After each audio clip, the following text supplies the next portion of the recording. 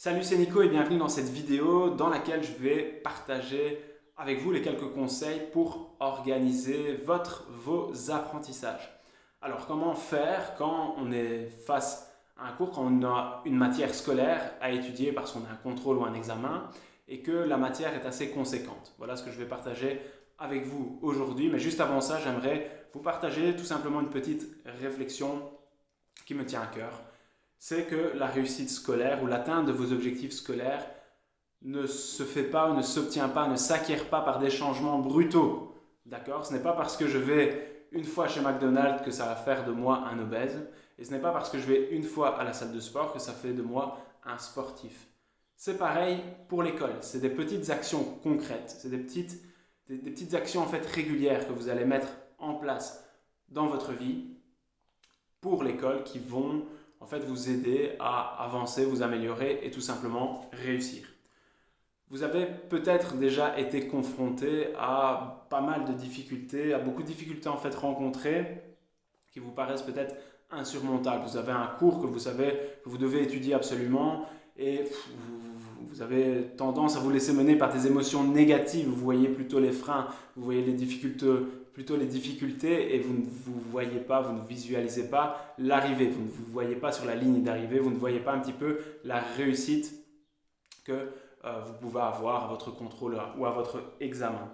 Alors c'est vrai que dans ce cas, qu'on a tendance à voir le négatif, et le négatif est quelque chose de, je veux dire, de normal, parce que l'être humain a toujours une tendance à accorder plus d'importance au négatif qu'au positif, et donc c'est normal que face à un cours qui peut être compliqué ou avec beaucoup de matière, on réfléchisse tout de suite, et on se laisse mener en fait par nos émotions négatives. On a tendance à baisser les bras et à perdre sa motivation et même se sentir quelquefois incompétent. D'accord? Mais on va justement voir que si on organise l'apprentissage, nos apprentissages, on peut justement avoir plus d'émotions positives et ne pas avoir cette vision négative qui ne sera pas bonne, surtout avant de démarrer, le démarrage de l'étude. D'accord? Alors, un de mes conseils, c'est qu'il faut orienter en fait ses efforts dans une seule direction à la fois. Il ne faut pas essayer de s'éparpiller, essayer de tout faire. Et donc, quand on a un gros cours, d'aller au premier chapitre, au dernier, de faire un exercice, hein, voilà, et de commencer à avoir une attitude un petit peu stressante ou de vouloir aller vite ou de faire beaucoup. Et voilà, non, il faut plutôt se poser les bonnes questions, de réfléchir un petit peu à comment on va découper son cours pour pouvoir étudier le plus correctement possible, je vais dire. Ok? Je répète souvent à mes jeunes coachés qu'il vaut mieux agir 10 minutes par jour, mais pendant 3 mois, que 3 heures pendant une semaine. D'accord? Donc voici un plan d'action en 5 étapes que vous pouvez réaliser quand vous devez étudier une matière qui est conséquente.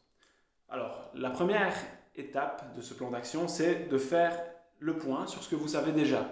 Vous n'êtes pas novice dans le sujet, dans la matière, vous avez suivi les cours, vous avez peut-être fait une synthèse, vous avez peut-être discuté de ça avec votre prof, avec un ami, donc vous en connaissez peut-être déjà plus que 70-75% du monde.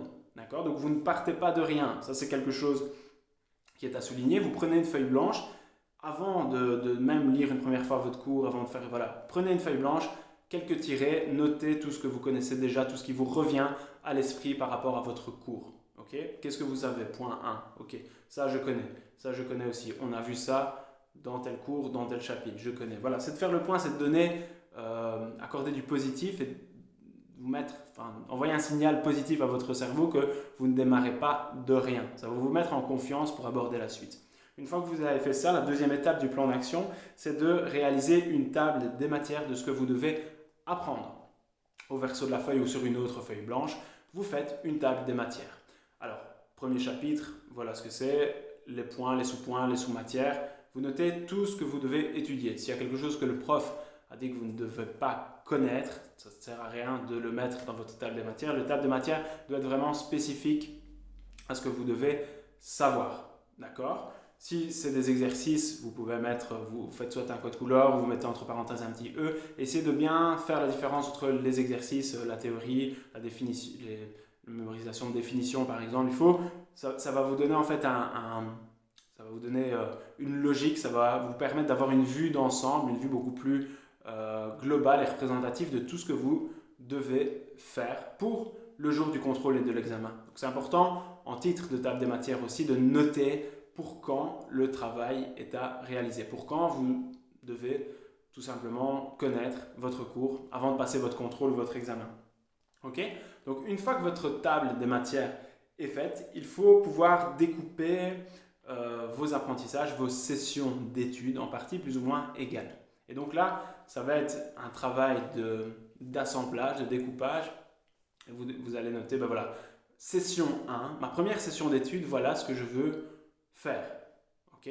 Ça va peut-être être une relecture totale du cours. D'accord. Ma session 2, voilà ce que je veux faire. Je veux connaître le premier point de mon chapitre, je veux avoir refait les exercices et je veux vous noter en je veux ou en objectif. D'accord? Ça va déjà vous mettre une focale, ça va vous mettre le focus vraiment sur ce que vous devez faire pour votre session d'études. Vous n'allez pas travailler à l'aveuglette, vous n'allez pas prendre votre cours et dire ben voilà, je suis face à mon cours, qu'est-ce que je vais faire? Bon, je vais lire une première page, après je vais aller quelques pages plus loin, je vais peut-être faire un exercice. Non, travailler comme ça, c'est pas clair pour l'esprit. D'accord? Il faut quelque chose de structuré. Je sais que c'est très structuré et organisé, mais le cerveau a réellement besoin de ça. Donc vous découpez, vous faites du séquençage, vous découpez en sessions d'études. Qu'est-ce que vous voulez apprendre? Session 1, session 2, session 3, jusqu'au moment où vous avez toutes vos sessions, jusqu'à la fin du cours. Vous pouvez revenir aussi plusieurs sessions si vous voulez faire des rappels. Et donc par exemple la session 1, ce serait le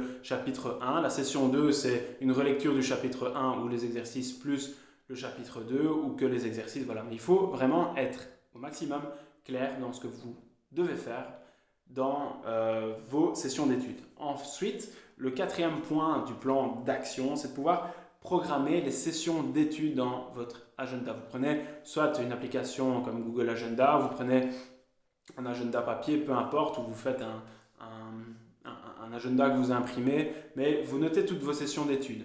Vous avez par exemple 9 sessions d'études que vous avez déterminées juste dans le point avant de notre plan d'action. Ces 9 sessions d'études, vous devez les caser avant le jour de l'examen et du contrôle. D'accord? Donc, comment vous allez les caser? Ben, voilà, vous allez vous décider, vous dire, ben, voilà, j'ai 9 sessions d'études, je sais que j'ai 2 semaines pour pouvoir étudier ce cours. Histoire d'être à l'aise, voilà, je vais faire une fois 5 sessions sur ma semaine 1 et je ferai 4 sessions d'études la semaine 2. Et donc, vous remplissez comme ça votre calendrier, votre agenda avec session 1, tel jour, telle heure. Je vous conseille par session de ne pas dépasser 90 minutes. Alors 90 minutes, c'est le temps idéal pour aborder une matière. D'accord? Alors 90 minutes, ce n'est pas 90 minutes de travail à 100% sans prendre de pause. Non, vous allez pouvoir prendre des petites pauses. Mais le temps de travail idéal par session d'études, moi ce que je recommande, c'est d'aller vers les 90 minutes en moyenne. D'accord? Donc chaque session d'études doit plus ou moins être, doit plus ou moins être composée de 90 minutes. Ok? Et enfin, une fois que vous avez fait tout ça, vous avez organisé votre agenda, vous avez vos jours fixes, il suffit plus que de le suivre et de pouvoir vérifier aussi que vous l'avez fait. Donc quand les jours sont passés, vous mettez un check, vous barrez ce qui vous fait plaisir, mais il faut vraiment vous voir avancer dans votre travail, c'est ça qui va être méga important. Ensuite, la cinquième chose et la dernière étape de notre plan d'action, c'est de pouvoir éliminer les barrières psychologiques. Ça veut dire qu'il faut absolument vous tenir au plan, à votre agenda, à ce que vous avez décidé d'étudier. D'accord? On est très très vite attiré par autre chose, on se donne très très vite des raisons pour pouvoir aussi se tourner vers d'autres choses plutôt que d'étudier. Voilà, pour contrer les barrières psychologiques, mettez des rappels dans votre téléphone par exemple, notez-le sur votre frigo, mettez une grande pancarte sur votre bureau, faites ce que vous voulez, mais vous devez, vraiment, vous vous êtes engagé par écrit, vous avez pris du temps pour réfléchir à tout ça, etc. Ça serait bête au final de ne pas respecter votre planning, d'accord? Donc, ça c'est pour les barrières psychologiques. Après, essayez aussi pendant votre session d'études d'éliminer tous les distracteurs, vraiment essayez d'être uniquement focalisé dans ce que vous devez étudier. Configuration de bureau plutôt épurée, rien sur le bureau que ce dont vous avez besoin pour pouvoir travailler, d'accord? Votre cours, si vous travaillez avec le PC, votre PC, vos feuilles, vos prises de notes, etc. le téléphone, ben voilà, si possible, hors du champ de vision, sauf si vous en avez besoin pour travailler, ce qui peut être possible, mais vraiment, éliminez les distracteurs, plongez-vous dans des sessions de 90 minutes, prenez des pauses régulièrement. Donc ce que je conseille, c'est qu'après 20-25 minutes, prenez une pause de 5 minutes, on se lève un petit peu, on se dégourdit les jambes, on va boire un verre d'eau, etc. On fait un petit tour dehors, 5 minutes après on revient, on se replonge directement dans la tâche, et ainsi de suite jusqu'aux 90 minutes. Essayez maintenant, si vous n'avez pas assez de temps pour arriver à ce que vous avez déterminé dans votre session d'études, c'est pas grave, vous pouvez reporter. Laissez aussi peut-être sur votre semaine un moment ou deux de break, 1 heure ou 2 de temps blanc, de temps où vous n'avez rien prévu. Si jamais voilà, vous êtes en difficulté, vous avez pris plus de temps, ou vous aviez eu une autre organisation dans votre agenda. Ok, donc voilà le petit plan d'action que vous pouvez respecter pour pouvoir organiser votre travail avant un contrôle ou avant un examen. Ça fonctionne aussi. Maintenant, si vous souhaitez aller plus loin concernant la méthode de travail, ce que je vous invite à faire tout simplement, c'est de cliquer sur le lien qui est en dessous de la description. Vous allez être envoyé en fait sur ce qu'on appelle une page de capture. Vous allez rentrer votre adresse mail et je vous enverrai automatiquement un e-book que j'ai écrit avec mes 30 conseils en méthode de travail pour améliorer justement, vous améliorer et améliorer votre méthode de travail. Voilà, je vous dis à la prochaine et je vous souhaite une excellente journée. Salut!